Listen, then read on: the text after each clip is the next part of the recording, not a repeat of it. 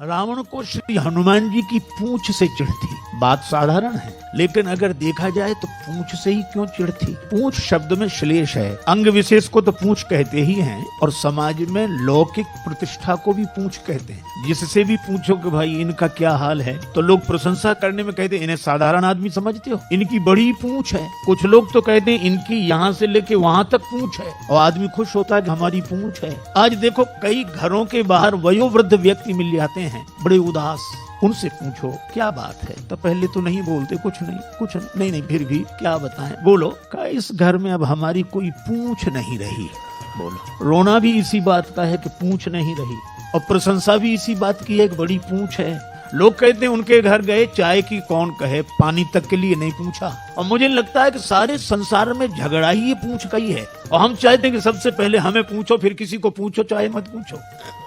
और रावण को भी श्री हनुमान जी की पूंछ से चिढ़ है, क्योंकि उसे लगता है कि हमारे यहाँ इनकी पूंछ, लंका में तो हमारी पूंछ रहनी चाहिए, लंका हमारी और पूंछ इनकी, उसे पूंछ सहनी नहीं हो रही है।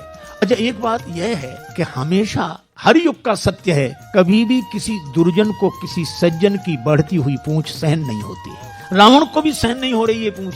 लेकिन एक और अद्भुत बात है, रावण इस पूंछ को जला देना चाहता है। जलने वाले तो जलाएंगे ही, जल ही रहे हैं, ईर्ष्या की आग में जलाएंगे ही। हालांकि हनुमान जी ने इस पूंछ को कुछ नहीं समझा। जब रावण बोला कि बंदर को मार डालो, राक्षस मारने दौड़े, विभीषण जी बड़े शांति पूर्वक आए, उन्होंने कहा कि अरे क्या कर रहे हो, नीति विरोध न मारिए दूता। रावण मान गया और बोला बंदर के अंग भंग कर दिए जाएं। अंग भंग करी पठइए बंदर। अब यह भी देखो कितनी अद्भुत बात है।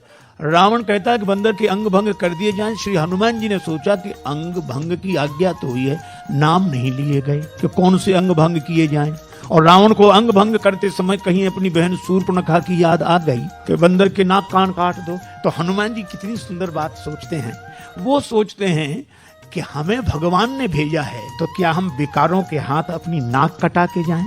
हमें भगवान ने भेजा है, तो क्या इन विकारों के हाथ अपनी नाक कटा के जाएं?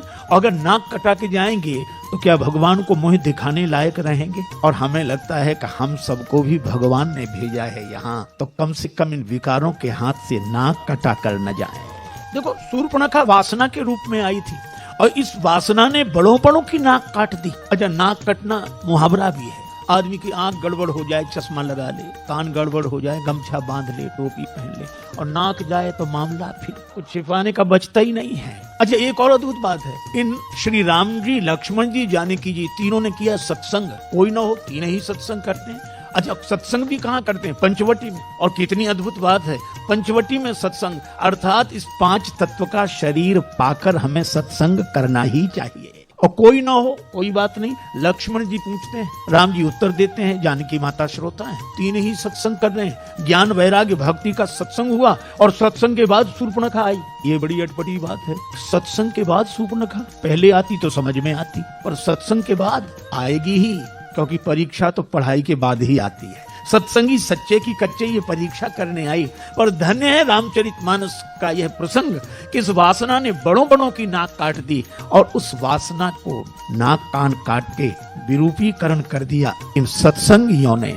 अगर सत्संग सच्चा हो तो वासना नाक कान नहीं काट पाती, वासना ही नाक कान कटा कर जाती है। तो हनुमान जी सोचते हैं क्या हम रावण के यहाँ से नाक कान काटा के जाएं? नहीं, तो फिर नाक तो बनी रहे, पूंछ जाए तो जाए, पूंछ तो पीछे है।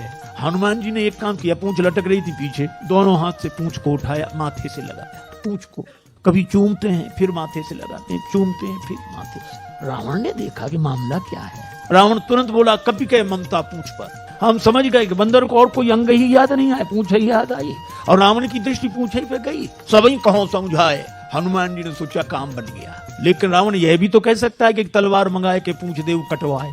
हनुमान जी ने सोचा कि ये तो ठीक नहीं होगा, तो सरस्वती माता से प्रार्थना की। कुंभकर्ण की बुद्धि बदली थी, तो इसकी भी बदल दो। रावण बोला, तेल बोरी पट बांध पुनि पावक देहु लगाए। तेल में कपड़े डुबो, पूंछ में लपेटो, आग लगा। बचन सुनत कभी मन मुस्काना, भई सहाय सारद में जाना।